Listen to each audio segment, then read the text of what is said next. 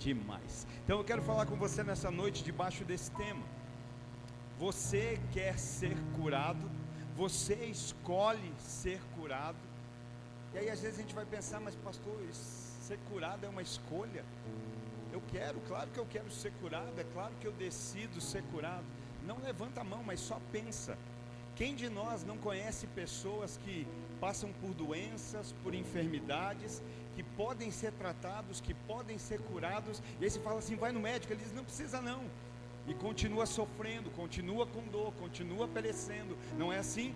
Não é uma escolha continuar enfermo? Então, a partir do momento que se sabe que existe um tratamento, que se existe uma cura, mas se decide não ir até ela, eu decido continuar como estou. E quando eu sei que existe cura, que existe disponível para mim aquilo que vai me curar, e eu decido, é uma escolha, eu decido ser curado. Eu falei do natural, mas eu vou trazer aqui para o espiritual, porque existe cura da parte de Deus para a nossa vida. A minha Bíblia diz que pelas pisaduras do Senhor Jesus, nós já fomos sarados, nós já fomos curados. Quem crê nisso, dá um glória a Deus, diz um aleluia. Existe cura da parte de Deus para nós. Mas a pergunta é, você quer ser curado? Você escolhe ser curado? É uma decisão que nós precisamos tomar, e dentro daquilo que nós vamos falar, isso vai ficar mais claro. E eu quero ler o texto de João, capítulo número 5, nós vamos ler a partir do verso 1. Glória a Deus, eu creio, hoje você vai ser curado, em nome de Jesus. Receba aí essa cura, pega no teu espírito essa cura, pela fé já se apropria. Eu vou sair daqui curado, eu vou voltar para minha casa curado, eu vou voltar para o casamento curado, eu vou voltar para a família curada, em nome de Jesus. João capítulo 5, a partir do verso de número 1 diz assim: algum tempo depois, Jesus subiu a Jerusalém para uma festa dos judeus. Há em Jerusalém, perto da porta das ovelhas, um tanque que em aramaico é chamado Betesda, tendo 5 entradas em volta. Ali costumava ficar grande número de pessoas doentes e inválidas, cegos, mancos e paralíticos. Eles esperavam um movimento nas águas. De vez em quando descia um anjo do Senhor e agitava as águas. O primeiro que entrasse no tanque, depois de agitadas as águas, era curado de qualquer doença que tivesse. Um dos que estava ali era paralítico, fazia 38 anos. Quando o viu deitado e soube que ele vivia naquele estado durante tanto tempo, Jesus lhe perguntou: você quer ser curado? Disse o paralítico: Senhor, não tenho ninguém que me ajude a entrar no tanque quando a água é agitada. Enquanto estou tentando entrar, outro chega antes de mim. Então Jesus lhe disse: levante-se, pegue a sua maca e ande. Imediatamente o homem ficou curado, pegou a maca e começou a andar. Isso aconteceu num sábado, e por essa razão os judeus disseram ao homem que havia sido curado: hoje é sábado, não lhe é permitido carregar a maca. Sabe, querido, alguns pontos que nós precisamos considerar, compreender, entender e trazer como uma realidade para a nossa vida, se nós desejamos ser curados, se nós desejamos receber, nos apropriar, desfrutar dessa cura que já está disponível. Entenda, não é fazer nada para ter direito à cura, ela já está disponível em Deus, mas eu preciso ter um posicionamento para desfrutar disso. Nós temos falado nesses dias acerca de provisão e temos dito aqui que não existe provisão sem posição. Não há como provar de uma provisão sem uma posição em Deus. Aonde estão todas as sortes de bênção? Todas as sortes de bênção estão em Cristo Jesus. Glória a Deus, o Pai de nosso Senhor, que já nos abençoou com toda sorte de bênçãos nas regiões espirituais em Cristo Jesus. Então, que nós vamos compreender alguns passos importantes, que às vezes nós, como aquela pessoa que sabe que precisa ser curada, que sabe que existe a cura, mas não toma uma atitude, nós precisamos entender. E a primeira dela que nós precisamos refletir hoje é essa: se você quer ser curado, e posso ouvir um amém? Glória a Deus, aleluia. Se você quer ser curado, pare de se ver como uma vítima. Se você deseja ser curado, pare de se enxergar como uma vítima. Sabe, é tão importante nós entendermos isso. Hoje a pastora até falava lá pela manhã, ela é psicóloga, e ela prestou estágio numa delegacia de proteção, né, à mulher, e ela dizia que lá, não é só lá, né, dentro desse contexto, não se chama a mulher de vítima de violência. Ela está em situação de violência, mas ela não é uma vítima da violência. Por quê? Porque uma vítima não tem reação. Uma vítima, ela não reage. Uma vítima, ela está normalmente como em estado de choque. Então a vítima, ela fica paralisada. Por isso que se você entende que precisa de cura e entende que a cura está disponível, o primeiro ponto é esse: pare de se ver como uma vítima, pare de se enxergar como uma vítima. Esse homem do texto que lemos, ele se enxergava como uma vítima, porque quando Jesus chega para ele e faz essa pergunta dizendo: olha, você quer ser curado? A mesma pergunta que Jesus está fazendo para nós aqui hoje: você quer ser curado? A resposta dele foi: eu não tenho ninguém que me ajude, eu não tenho ninguém que me leve até o tanque, eu não tenho ninguém que me auxilie. E aí o anjo vem, agita as águas, outro entra na frente. Então olha só, ele está se vendo como vítima. Eu não tenho ninguém que me ajude, eu não consigo ir até o tanque, eu não consigo chegar a tempo, eu não sou beneficiado pela ação do anjo, eu não desfruto do mover das águas. Será que às vezes nós não caminhamos exatamente assim? Ninguém me ajuda, eu não consigo desfrutar do que está acontecendo, quando eu chego já é tarde. Parece que nunca é a minha hora, parece que as coisas nunca acontecem na minha vida. E sabe qual é o maior problema do vitimismo? É que enquanto a gente se vê como vítima, nós não valorizamos quem está do nosso lado. Se a vítima fica paralisada, se a vítima para, se ela fica naquele transe, naquele estado de choque, ela não consegue valorizar quem está ao seu lado. Esse homem está com a presença de Jesus ao seu lado. Jesus está ao lado desse homem. Jesus está falando com ele. Jesus está interessado na vida dele. Jesus está preocupado com ele. Jesus, mais do que isso, quer transformar a vida dele. Mas no vitimismo, ele não consegue valorizar quem está ao seu lado. Ele não consegue valorizar quem está falando com ele, quem está dando atenção, quem está se preocupando com a vida dele. Por quê? Porque ele está ocupado demais se vitimizando. Sabe, aí eu pergunto: o que é a ação de um anjo, quando eu sei que está comigo o Filho do Deus vivo, Jesus, o Cristo, aleluia?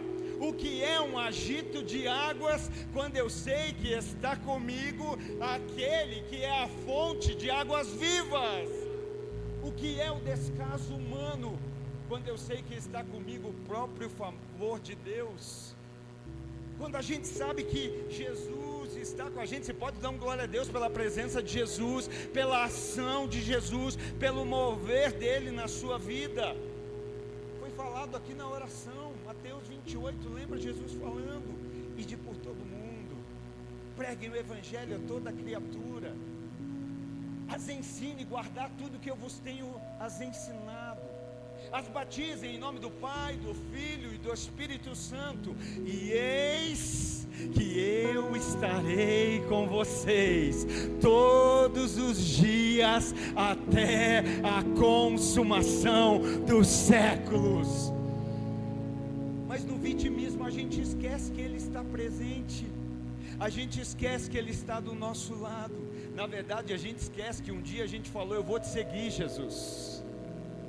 a gente esquece que é Ele que deveria estar à frente, a gente esquece que Ele fala conosco, a gente esquece que Ele está interessado, pega isso, meu irmão, Ele está interessado em como você tem vivido a sua vida, Ele está interessado em como você está, Ele está interessado mais do que tudo em transformar a tua história de vida, Ele está interessado em te curar. Só que muitas vezes, como vítimas, nós não conseguimos enxergar tudo isso. Nós muitas vezes não valorizamos o favor de Deus sobre nós. Jesus prometeu, e aquilo que Ele promete, Ele cumpre. E se Ele disse que estaria todos os dias com você, acredite, Ele está. Ele está no dia bom, Ele está no dia ruim, Ele está no dia que você ganha, Ele está no dia que você perde, Ele está no dia que as coisas que você gostaria acontecem, Ele está também quando acontece o que você não gostaria, mas Ele prometeu, eu estou presente. Quando nós trazemos essa verdade ao nosso coração, sabe o que a gente começa a entender? Que nós não somos vítimas. Não, glória a Deus, levante sua mão e diga: eu não sou vítima. Não, bem alto com fé: eu não sou uma vítima. Aleluia. Nós não somos vítimas da circunstância, nós não somos vítimas dos fatos, nós não somos vítimas de acontecimento, não, nós não somos. O que nós somos? Nós somos alvo do amor, da graça, da bondade de Deus. Quando eu entendo essa manifestação, tudo muda. Então guarda isso: quer ser curado? Pare de se ver como vítima. Segundo, se você quer ser curado, não seja refém das suas emoções. Primeiro, que só vive como refém quem ainda não entendeu que foi resgatado. Jesus nos resgatou. Resgatar é pagar um preço pela liberdade daquele que antes estava cativo. E Ele pagou o preço. Ele pagou o preço da sua liberdade. Ele pagou o preço da sua libertação. Você não é mais refém, você é liberto. Você é livre. Olha que lindo, porque Deus é justo. Deus é amor, mas Deus também é justiça. Nós não estávamos como refém porque alguém descuidou e o inimigo tomou posse. Nós estávamos reféns por consequência das nossas escolhas, porque o salário do pecado é a morte, mas o dom gratuito de Deus é a vida eterna em Cristo Jesus. Então nós não estávamos por acaso como reféns, e para ser libertado não era alguém chegar lá, meter o pé na porta e sair correndo. Alguém precisava pagar o preço do resgate. E esse preço não era um valor monetário. Esse preço era sacrifício, era sangue derramado, era a vida entregue. Foi o que Jesus fez por nós. Ele se entregou, Ele pagou o salário do pecado que era nossa. Ele morreu a nossa morte para nos resgatar, para nos tirar do lugar de cativos e nos colocar num lugar de liberdade, para nos tirar num lugar de reféns e fazer de nós hoje filhos. Então entenda isso: não seja refém das suas emoções. Porque eu não sei se você já percebeu, mas emoções variam. Emoções são oscilantes. A mesma pessoa que num dia está amando muito, naquele mesmo dia ela sente ódio, ela sente raiva. Pastor, sente, a Bíblia diz: ira, mas não peca. Irai-vos, mas não pequeis. Naquele mesmo dia que aquela pessoa amou, e sabe o que é pior? Que aquela pessoa é capaz de amar e odiar a mesma pessoa no mesmo dia. A mesma pessoa que ela diz estar amando, no mesmo dia ela é capaz de odiar. Porque emoções variam. Emoções são oscilantes, não são constantes, são variáveis. Naquele mesmo dia que a pessoa está feliz, de repente ela acaba o dia extremamente infeliz, extremamente triste. Porque as emoções mudam. E se elas mudam, queridos, como é que nós vamos fazer da base da nossa vida algo que é inconstante? Como é que nós vamos edificar algo sobre uma base que muda, que oscila, que varia, que muda e muda tão rápido? Porque as emoções são inconstantes. Ontem nós tivemos aqui a nossa primeira mentoria local com os líderes de ministério. Eles têm as mentorias globais e nós temos a local também. Ontem nós tivemos, foi uma bênção. E eu compartilhava com eles Provérbios capítulo 25 e verso 28, um versículo que impactou muito o nosso coração, que diz assim: como a cidade com seus muros derrubados, assim é quem não sabe dominar-se. Alguém que não se domina, que não domina a si próprio, porque hoje somos uma geração, ou o mundo é assim, você tem que dominar os outros. Não, querido, você não tem que dominar ninguém, você tem que aprender a ter domínio próprio, manifestar o fruto do Espírito que já está em você. Não se preocupe em dominar ninguém, se preocupe com ser dominado pelo Espírito Santo de Deus.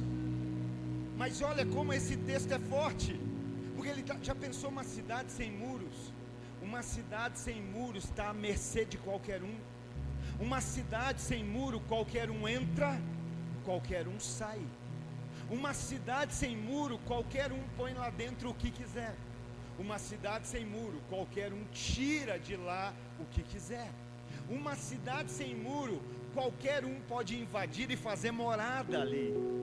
E a Bíblia está dizendo que assim como uma cidade sem muro, é aquele que não sabe se dominar.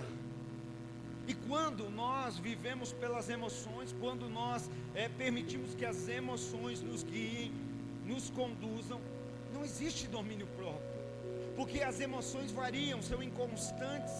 Numa hora a gente gosta, na outra já não gosta mais. Numa hora a gente quer, na outra a gente já não quer mais. Numa hora a gente está feliz, na outra está triste.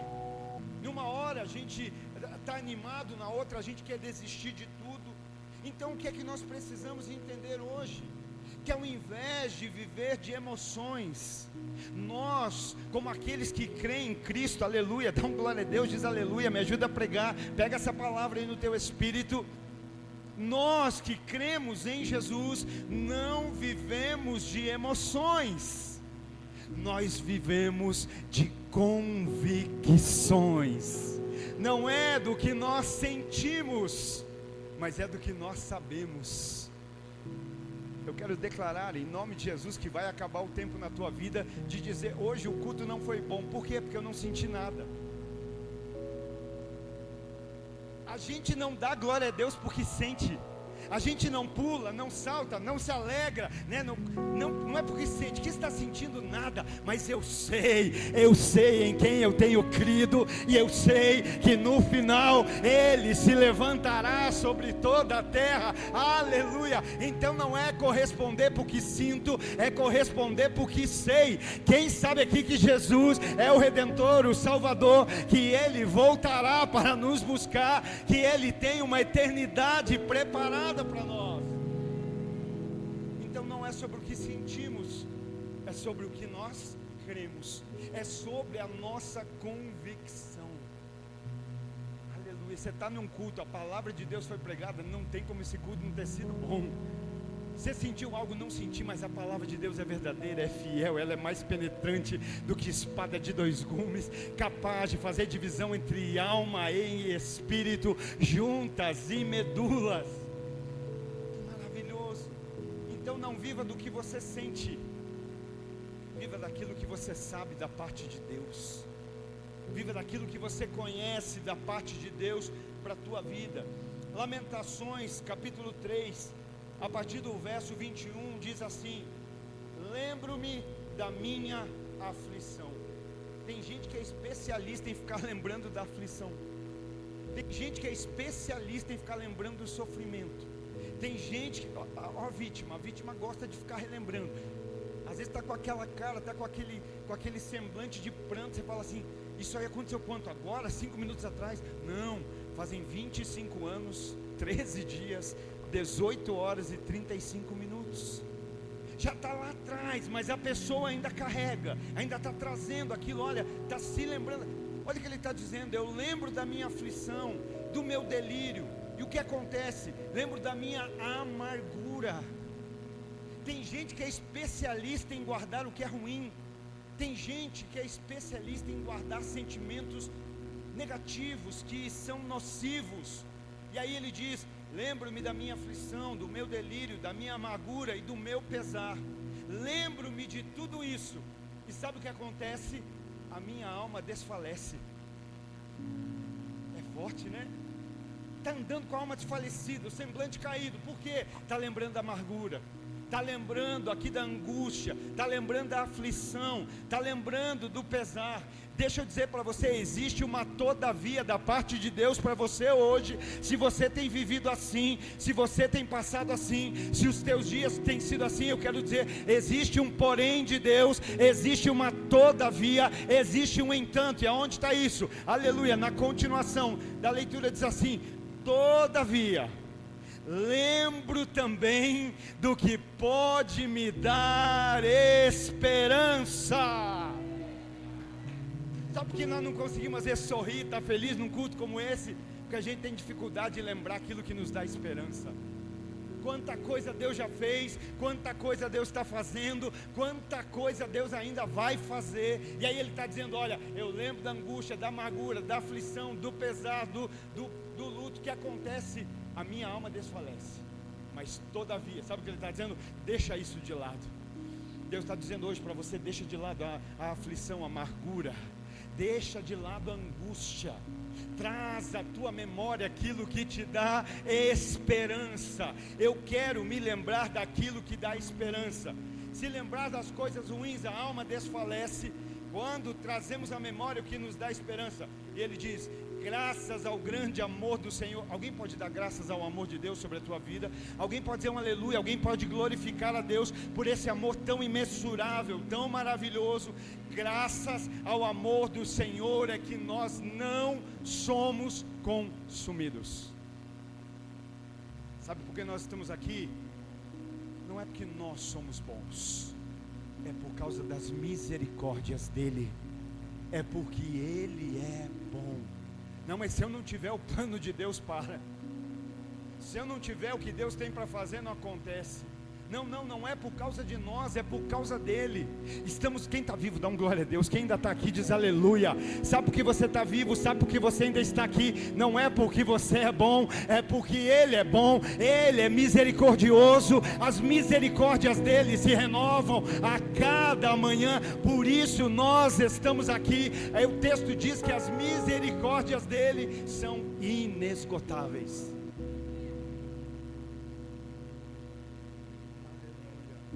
Elas se renovam a cada manhã. Pastor, eu preciso de uma boa notícia para sorrir. Então toda manhã você lembra disso. Quando você acorda, você lembra: eu não sou fácil, mas as misericórdias de Deus estão se renovando sobre a minha vida.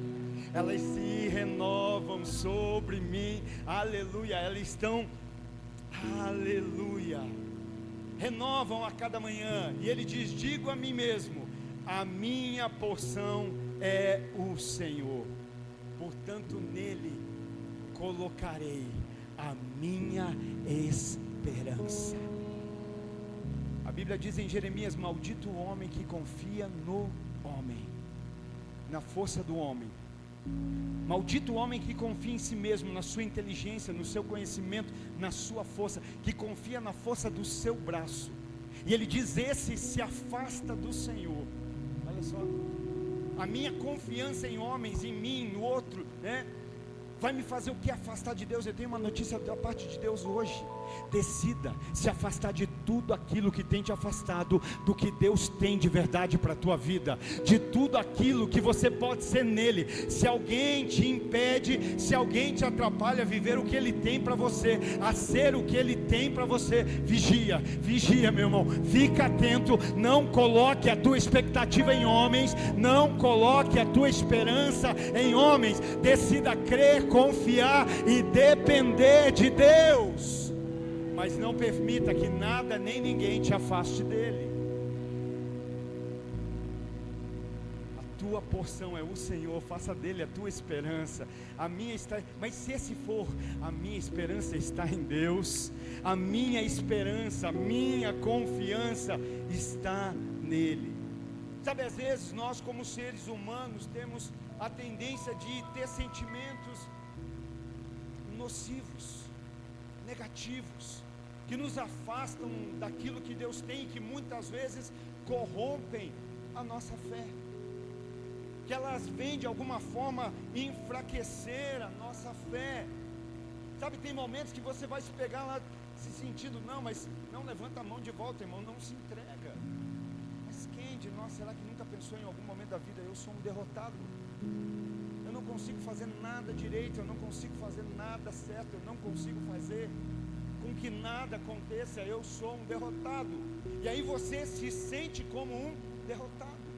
Mas o que nós dissemos? Que o que guia, o que norteia a nossa vida não são sentimentos, mas são entendimentos, são convicções. Eu posso até estar me sentindo, pastor, tem errado, um dia eu me senti fraco. Não, o problema está em você se manter fraco. Tem problema eu pensar em desanimar, em parar? Não, o problema é você andar desanimado. O problema é você parar conhecendo o que você conhece.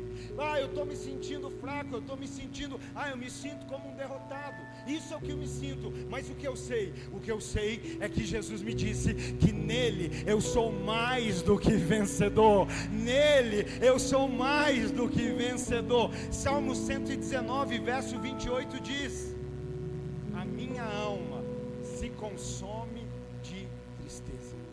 Como a nossa alma é uma bênção, né?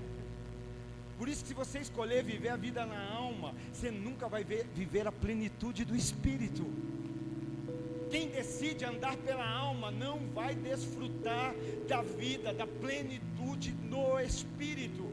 É o Espírito, o nosso Espírito, sujeito ao Espírito Santo, que precisa conduzir a nossa alma. Há uma briga constante, porque a nossa carne fica flertando com a nossa alma. A nossa carne fica dizendo: olha, sente isso, você está triste, você é rejeitada, você é esquecida, ninguém dá valor para você, olha, está te criticando. O tempo todo a carne fica fazendo isso com a alma. Mas o Espírito Santo, através do nosso Espírito, nos lembra quem somos em Deus. Ele te elegeu nele. Ele, quando você não tinha nem forma no ventre da tua mãe, já ia escrevendo todos os dias da tua história em um livro. Ele já ia estabelecendo todas as coisas. Então olha, Salmo 119, 28, a minha alma se consome de tristeza. Porque a alma, o que está na alma? As emoções. As emoções não estão no espírito. Por isso que se as emoções têm te derrubado, acredite, você está andando mais por alma do que pelo espírito. Porque as emoções não estão no espírito, as emoções estão na alma. Vontade, desejos, emoções. E aí a gente vai sentindo assim. Mas o versículo não acabou, glória a Deus.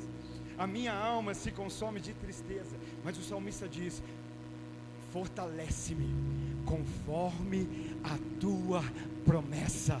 Fortalece-me conforme a tua palavra. A minha alma quer ficar angustiada, mas eu me fortaleço me lembrando daquilo que o Senhor falou, daquilo que o Senhor prometeu, daquilo que eu sei, daquilo que o Senhor disse. Então é na nossa alma que habita a inconstância das emoções. Está entendendo? É um turbilhão na alma, né? Emoções, é o divertidamente, não é isso? Está ali a raiva, a alegria, né? Parece uma igreja, né? O divertidamente, não parece? Mas eu quero declarar que nós somos um povo que carrega a alegria da salvação. A alegria da salvação. Ele não diz que você carrega a alegria dos bens, a alegria da vitória do teu time, a alegria de que deu tudo certo, a alegria de que você chegou onde queria, a alegria que você tem tudo que desejou. Não, nós somos um povo que carrega a alegria da salvação. E se preciso for, nós hoje vamos fazer como o salmista: Senhor, devolve em mim a alegria da salvação. Tem alguém alegre aí? Tem alguém feliz aí? Tem alguém que pode celebrar ao Senhor? Aleluia!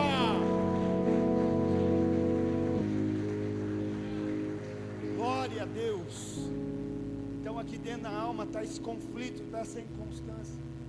Mas se na alma está inconstância, no espírito está a convicção. Na alma a inconstância das emoções, no espírito a convicção do Espírito Santo em nós. Pensa, a gente acha que é bom demais. Não, é só eu, vocês são bênção. Só eu que às vezes falo, não, eu sou muito bom. E aí a Bíblia diz assim, você não sabe nem orar como convém. Se não for o Espírito Santo orando por... Às vezes nós achamos que não, deixa que eu vou lá e eu oro, eu resolvo. A oração do justo é poderosa. Mas sabe por que a oração do justo é poderosa? Porque o Espírito Santo habita em nós, e Ele nos ensina a orar. É Ele que ora por nós com gemidos inexprimíveis. É tesouro em vaso de barro. O vaso é frágil, o vaso é fraco, mas há um tesouro aí dentro. Por isso que se na alma está inconstância, no Espírito está a convicção do Espírito Santo, que Ele produz, que Ele gera. Quem de nós nunca passou por aquele dia que o dia desperta e fala, não quero nem sair da cama, estou tão fraco, quem sabe teve gente que disse hoje isso, ao amanhecer desse domingo, às vezes você olha para fora, está aquele sol maravilhoso, mas dentro de você parece que está tudo nublado, e você fala, eu estou me sentindo fraco, eu não tenho força, eu não queria nem sair dessa cama, eu não queria nem levantar, quem sabe nesse dia, mas aí você deixa de lado a emoção, porque isso é o que você está sentindo, e você começa a se lembrar da convicção, você começa a lembrar do entendimento, e naquela hora você faz aquela busca rápida, você pega a lupinha e começa a buscar, porque a Bíblia diz, o Espírito Santo vai te lembrar de tudo aquilo que Jesus te ensinou, aleluia. O problema é que a gente quer que Ele lembre o que a gente não buscou aprender, a gente quer que Ele lembre aquilo que a gente não teve iniciativa de buscar conhecer. Mas é nesse dia que você está dizendo, eu sou fraco, é nesse dia que você faz a busca na Bíblia e lembra, e Ele diz, o Senhor diz, o fraco diga, eu sou forte. A minha emoção está dizendo, quando você se sente fraco nas emoções, o que você quer? Vou parar, eu desisto, eu largo do emprego, eu largo do ministério, eu largo do casamento. Tem gente que pensa em desistir da vida por se sentir fraco, e o Senhor está dizendo, diga ao fraco, eu sou forte. Não, eu preciso fazer você levantar suas mãos e declarar bem alto, diga aí, eu sou forte, eu sou forte. Existem algumas versões da Bíblia que dizem, Deus dizendo, diga ao fraco, eu sou guerreiro. Você é um guerreiro, você é uma guerreira, você é um guerreiro. Não, essa era a hora que você fazia assim, ó, estufava o peito e lembrava de quem você é. Eu estou lembrando, a emoção sai daqui, a emoção que me fez chegar aqui achando que eu não era nada, mas Deus está me dizendo, eu sou forte, eu sou guerreiro, aleluia. Mas como assim, pastor? Eu não consigo entender no meio de tudo que eu estou vivendo, você me dizer isso. Quando Deus fala, diga ao fraco, eu sou forte, é Joel capítulo 3, verso 10. Mas que eu quero ler com você, Isaías 40, 29, para fazer sentido. Você está dizendo assim, pastor, estou me sentindo fraco. E aí você está mandando eu dizer que sou forte. Deus, eu não estou mandando nada, porque eu não mando nada, nem na minha vida direito, quem dirá na sua. Até porque quem manda na minha vida é o Espírito Santo, e não eu. Até porque na sua vida quem tem que mandar é Ele, quem tem que direcionar é Ele. Mas aí você está falando, você está querendo dizer para eu falar que eu sou o que eu não sou? Não. Eu estou falando para você falar o que você precisa entender que é. Você declara que você é o que você sente. Eu sou fraco, não. Fraco você se sente. Vou repetir para você dar glória a Deus, senão eu dou aqui por você. Fraco você fala porque você se sente. E aí quando você se sente fraco, você fala, estou fraco.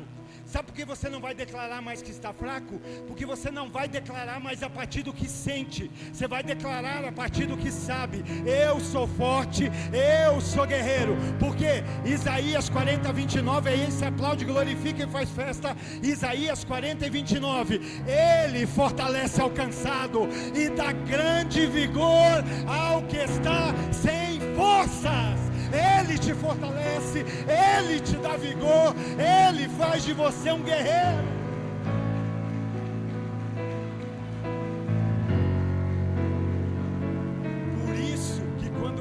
eu sou forte, se sentindo fraco, você não está mentindo. Você só está sendo mais verdadeiro agora. Não vivo pelo que sinto, mas vivo pelo que sei. O Senhor me dá forças, o Senhor me fortalece. Sabe, vai chegar esse momento de se sentir fraco, e aí se você escolhe, lembra, ser curado é uma escolha. Então não se vitimize. Segundo, não seja refém das suas emoções. 1 Pedro capítulo 5, verso 8, a Bíblia diz que que Satanás está ao nosso derredor, e que ele ruge como um leão. Primeiro aqui essa colocação é importantíssima demais. O como significa similaridade, imitação. Ele ruge como um leão, mas ele não é um leão. Dois acreditaram nisso. Ele ruge como um leão, mas ele não é um leão. E sabe por que isso é importante? Eu não sei se você já observou isso, mas o rugido do leão faz parte do bote sobre a sua presa. É que você nunca teve a oportunidade de ouvir isso, e Deus te guarde que não ouça. Mas imagina você numa selva e você ouvir o rugido de um leão. Sabe o que acontece? Quando o leão ruge, o que está ao seu redor fica paralisado. Há um medo tão grande a partir daquele rugido, que a vítima não consegue se mover. E aí fica fácil para o leão dar o bote. Então a estratégia do leão qual é? Primeiro eu paraliso com o rugido. O rugido gera medo. O rugido gera paralisia, né? E aí a presa se torna fácil. Por isso é que Satanás, eu não sei se já percebeu, mas o que Satanás mais faz é só barulho, irmão. Não estou dizendo que ele não tem poder, ele tem. Mas Deus é todo poder. Maior é aquele que está conosco do que aquele que está no mundo. Operando Deus, quem impedirá? Se Ele é por nós, quem será contra nós? O problema é que tem muito crente que tem medo do barulho que ele faz, e aí paralisa, e aí se torna uma presa fácil. Salmo 56, verso 3 e 4 diz assim: mas eu, é o salmista dizendo, mas eu quando estiver com medo, sabe, não é pecado sentir medo, o problema é permanecer no medo. Conhecendo Deus que nós conhecemos, sabendo quem é o nosso Abba, sabendo quem é o nosso Pai, nós permanecemos no medo. E ele diz, mas eu quando estiver com medo, o que ele vai fazer? Ele diz, confiarei em Ti. Sabe, às vezes num culto tem gente que não consegue dar uma glória a Deus, não consegue louvar, não consegue cantar. Por quê? Porque o medo paralisou. O medo está agindo de um jeito que a pessoa não consegue dar uma resposta. Oh meu irmão, obrigado. Muito obrigado, que Deus abençoe. O medo paralisa, né? E aí a pessoa às vezes não consegue nem sequer, mas ele está dizendo, eu quando tiver, está entendendo? O salmista não está dizendo, eu nunca vou ter medo, eu não sinto medo, eu estou acima disso. Ele está dizendo, quando eu tiver com medo, sabe o que eu vou fazer? Eu vou confiar em Ti, e confiando em Ti, Deus, eu te louvo. Ele diz, ó, em Deus, cuja palavra eu louvo. Alguém pode louvar a Deus pela sua palavra, alguém pode louvar a Deus pelas suas promessas. Em Deus eu confio, eu não temerei. Que poderá fazer o simples mortal? Entenda isso. Satanás só pode ficar fazendo barulho e rugindo na vida de quem está paralisado. Satanás só pode ficar fazendo barulho na vida de alguém que está em silêncio. Quer ver o barulho de Satanás parar, cessar? Abre a tua boca e começa a glorificar, começa a adorar, começa a celebrar, começa a clamar, começa a bendizer o Eterno, começa a louvar o Todo-Poderoso. Pastor, você não sabe, eu passo minhas noites de angústia, de aflição, não consigo nem dormir direito. E aí o problema é que você fica brigando com angústia e com aflição, tentando dormir. Quer uma receita para você dormir o sono do justo? Quando você não conseguir dormir, levanta da cama, vai no banheiro, lava o rosto, vai para o meio da tua sala, estica essas mãos abençoadas e começa a declarar: eu abençoo a minha família, eu abençoo os meus filhos, eu abençoo a minha cidade, eu abençoo os meus vizinhos, eu abençoo aos meus irmãos, eu abençoo os meus... Você vai ver como o diabo vai dizer: vou deixar ela dormir que é melhor. Ela acordada, ele acordado me dá problema, então nem vou fazer barulho, deixa ele dormir. O problema é que você fica dando atenção para o barulho do inimigo e esquece do poder do clamor que há em você. Aleluia. 2 Crônicas capítulo 7 verso 14, o Senhor diz: e se o meu povo, que se chama pelo meu nome, se humilhar e clamar e orar, se arrepender dos seus maus caminhos, dos céus eu ouvirei e sararei a sua terra. Deus tem cura, clama, ora, se arrepende. Aleluia. Santo, santo. Louve, adore, clame. Será que seus vizinhos conhecem a sua casa como a casa de onde flui clamor, adoração? Olha, está vendo aquela casa é o dia inteiro louvor. Não são afinados, mas louva. Ser afinado já é outro detalhe. Ou será que a gente é conhecido? Olha, daquela casa só sai murmuração. Já viu quando aparece um menininho, o vizinho fala: esse que é o famoso? Nunca viu, mas vive escutando o nome. Para com isso, para com aquilo, para. Que o nome que os nossos vizinhos conheçam seja o nome de Jesus, o nome de Jesus, o nome de Jesus. Muitas vezes as nossas emoções querem nos paralisar, mas as nossas convicções vão nos fazer avançar. Você vai avançar por aquilo que você sabe, você vai avançar por aquilo que você conhece da palavra, por aquilo que você entende da parte de Deus. Quem aí crê nisso? Chegou e olhou para você e disse assim: você fala que é crente, mas você tem nada pior quando alguém olha para você e diz assim, né? E normalmente isso é gente bem perto, às vezes de dentro de casa, que olha assim: você nunca mudou, continua mesmo. Tem aqueles que ainda falam: eu vou lá conversar com o seu pastor, você não mudou. Mas é gente que talvez não está andando no caminho que você está andando, não conhece o Deus que você conhece, não sabe valorizar a obra que está acontecendo na tua vida. E o que vem naquele momento na tua vida? Sentimento. E você fala: é verdade, acho que eu nem me converti mesmo, acho que realmente nada aconteceu, acho que não tem nada, né, de bom acontecendo. E aí de volta você traz para quê? Eu vou trazer à memória aquilo que me dá esperança. E o que hoje me dá esperança? A palavra de Deus. A palavra de Deus é esperança. Filipenses 1:6 e diz: eu estou convencido. O problema é que a gente é convencido do que não deveria e não é convencido do que deveria. A gente atrelou que ser convencido é algo ruim. Depende do que a gente é convencido. Eu sou muito bom, sou muito bonito, eu sou muito inteligente, eu sou muito... Tem coisas que não é bom ser convencido, mas tem coisas que é muito bom ser convencido. E o que Paulo fala a Timóteo é o seguinte: olha, eu estou bem convencido de que aquele que começou a obra em vós é fiel para aperfeiçoá-la até aquele dia. Está entendendo? Quando alguém olhar e dizer: não, essa obra eu não estou vendo mudança, você vai dizer: eu estou convencido que aquele que começou a boa obra, ele é fiel para completar.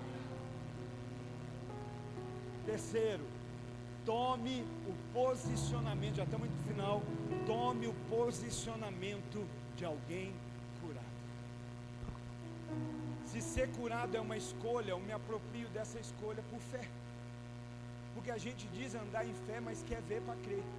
Não, então tá, então se eu realmente ver que está tudo certo, aí eu vou andar como curado. Não, o que nos move não é a emoção, não é o que sentimos, é o que nós cremos.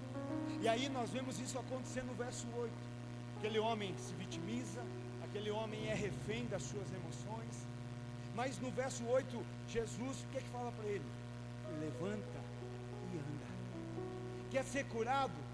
Levanta e anda. Sabe, se eu falasse agora para você levantar, para alguns aqui seria algo extremamente simples. Opa, tranquilo, Porque para quem está são, levantar é simples, mas para alguém enfermo, levantar é difícil, né? Para alguém que não tem forças. Mas eu acho interessante que Jesus não disse assim: eu te curo, agora que eu te curei, levanta. Sabe, eu disse no começo que a gente não valoriza a presença de Jesus, e aí você já pensou logo assim: quem não valoriza é quem não conhece. Não, muitas vezes somos nós mesmos que dizemos não conhecer, porque a gente vem para um culto para se livrar de um problema, e não para fortalecer uma presença. A gente vem e está dizendo: olha, eu saí de casa e as coisas lá em casa estavam feias, está morrendo, está complicada, está um tumulto, está difícil. Então, Senhor, eu vim aqui, mas quando eu voltar, que aquele problema não exista mais. Não. Quando eu voltar, que aquilo tenha mudado. Não. Sabe qual deveria ser a sua colocação? Jesus, eu não sei se o problema vai estar lá ou não, eu não sei até mesmo se ele aumentou ou não. Uma coisa eu sei, que sem o Senhor eu não volto para casa. Se o Senhor não voltar comigo, não faz sentido voltar para aquele lugar. Então Jesus não disse: olha, eu te curo, agora se levante. Ele disse: se levante, fique de pé. E mais do que isso, ele disse: ande, se mova. Sabe, Jesus estava dizendo para aquele homem: sabe o que você não conseguia fazer sem mim? Agora comigo do teu lado eu te digo: fica de pé. Jesus está dizendo para alguém aqui hoje: tome posição de alguém curado. Deixe de ser vítima, deixe de ser refém das suas emoções e tome posição como alguém curado. Aleluia, eu creio que nesse momento o Espírito Santo está agindo sobre a nossa vida, e pessoas aqui, pelo poder do nome de Jesus, pela ação do Espírito Santo e pela instrução da palavra de Deus, estão sendo curados, e você vai fazer agora, perto de Jesus, o que antes sem Ele você não fazia, o que antes distante dele era impossível. Faça agora a partir da palavra, porque Ele já liberou, Ele já te curou. Então se posicione como alguém curado. Ele não só vai te colocar de pé hoje, mas Ele vai te fazer se mover, Ele vai te fazer andar. O tempo da paralisia acaba. Eu estou de pé. Ele não disse: fica de pé e permanece assim. De pé é só o começo. Ficou de pé, agora se move. Qual o sentido de Jesus nos curar? Para a gente ficar ouvindo palestra, ficar ouvindo ministração, ficar ouvindo mentoria? Não, é para a gente agora curado ser agente de cura. Então eu não só me levanto, agora eu me movo. Opa, ele me curou, me colocou de pé, e agora eu vou me mover, porque me movendo eu vou carregar aquilo que Jesus fez em mim. Tem alguém aqui que Jesus fez algo? Tem alguém aqui que Jesus está fazendo algo na sua vida hoje? Então glorifica. E último ponto: quando eu estava lá, eu ouvi algo que vocês falaram, que foi falado lá, e se eu ouvi errado me corrija. Mas alguém disse no final da formatura: nós decidimos sair das sombras para fazer sombra para os outros. Sabe o que eu quero dizer? Que hoje é noite de você escolher. Hoje é noite de você escolher deixar de ser carregado. Tem gente que tem que sempre ser carregado. A esposa carregando o marido para a igreja, não sei quem carregando não sei quem lá. Não, você não precisa ser carregado quando você entende que o Espírito Santo, aquele que te convence, está aí, que Ele habita. Então escolha hoje deixar de ser carregado. Para quê, pastor? Para agora passar a carregar. Agora carregar quem precisa. Eu quero declarar que estão aqui aqueles amigos que, se preciso for, vão abrir o teto para que o amigo fique diante de Jesus, mas que tenha a sua vida transformada, que tenha a sua vida mudada. Deus está falando para alguns aqui hoje: vai deixar de ser vítima. cresça, amadureça, se torne homem, deixe de ser vítima, deixe de ser refém das suas emoções, se posicione como curado, como sarado, abandone essa posição na maca. Tem um grande letreiro aqui no reino espiritual: abandona a maca, abandona a maca. Aquele amigo só foi levado até Jesus porque havia uma maca disponível. Não, ninguém entendeu, mas eu digo: talvez você está ocupando um lugar na maca que é de outro, que precisa ocupar para conhecer Jesus, e você já pode ficar de pé, você já pode andar, você já pode se mover, você já pode ajudar a carregar. Por isso hoje ele está dizendo: quem está na maca está esperando ser carregado, porque a maca é propício para isso. A maca tem as extremidades para que alguém carregue. Então quem está na maca está assim. Agora o que acontece? Jesus fala: fica de pé, anda, pega essa maca que antes você carregava, e agora você carrega ela. É você que vai carregar. Coloca debaixo do braço. Fica de pé, por favor. Sabe o que eu acho lindo? Que Jesus não disse assim: se livre da maca. Ele só falou: saia dela. Ele não disse assim: pega essa maca, pega essa maca, pega essa maca e se livra dela. Não, carrega, pega ela aí, fica de pé, anda, carrega. Sabe, isso é tão lindo porque mostra para mim, obrigado, irmão, mostra para mim, ele está carregando, e de repente ele está carregando. Alguém fala: esse ali era o aleijado, mas como é que ele está carregando a maca? Jesus curou, mas como assim curou no dia de sábado? Tem gente que está mais preocupado com a religiosidade do que com a tua cura, mas Jesus está preocupado em te curar. Aleluia. Quem está aí pronto para carregar a maca? Não, o testemunho daquilo que Jesus fez. Está vendo? Essa maca era aquela que antes me carregava, mas agora sou eu que carrego ela. E quando você me perguntar o que aconteceu, você vai dizer: eu não sei, eu só sei que Jesus me curou, Jesus me mudou, Jesus me transformou. E mais do que isso, sabe por que você precisa ser curado? Porque muitas vezes o teu testemunho daquilo que Jesus fez vai gerar perseguição na tua vida. Como é bom servir a Jesus com aclamação, com aplausos, com todo mundo gostando, uau. Mas será que você está pronto para testemunhar quando alguém perseguir e dizer: isso não podia ter sido feito nesse dia, isso não poderia ter sido feito nesse lugar, isso não poderia ter sido feito dessa forma? O que aconteceu não tem a ver com o dia, o que aconteceu não tem a ver com o lugar, o que aconteceu tem a ver com uma pessoa, com a pessoa de Jesus. Ele fez. E não importa dia, não importa hora, não importa lugar. Por isso hoje, se você quiser, é o dia da sua cura. Pai, eu quero orar.